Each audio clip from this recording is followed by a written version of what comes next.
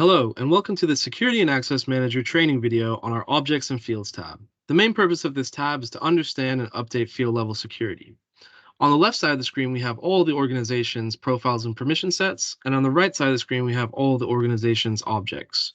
You can choose any combination of profiles and permission sets with any objects you may want to check the field level access of.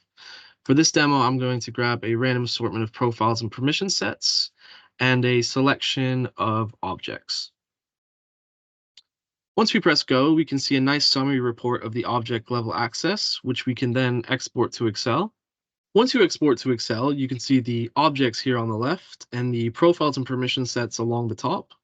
And for each combination, you can very easily see the color-coded object access rights. But the real power of this tab and its main purpose comes from looking at one specific object against profiles and permission sets to examine and update the field level security. So now I'll show you an example of that. So if I solely select the account object and press go, and then I click the show/hide FLS button, we can now see the field level security of the account object and the rights that each profile or permission set grants users.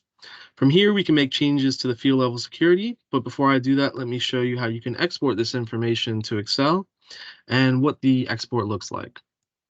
From here, we can see the field names with their API down the left. And across the top, we have the selected profiles and permission sets. Just beneath here, we can see a short summary of the object level access. And most importantly, we have the color-coded field level access. Then, if I go back into the app, we can make any field level security changes we want to. We can tick or untick any of these boxes based on the change that we want to make. So for example, I'm going to grant some read rights to the CFO profile. And then we simply need to type in a description of the change. So I'm going to write changed X because of X. And then once we press save, those changes are directly made into your org. No need for any additional steps. A log of the changes is also created. So if we open up the log and we scroll over here, we can see the changes highlighted in red. And if we want to revert those changes back to the state prior to the log, all we need to do is click the Revert Changes button, and that will be done.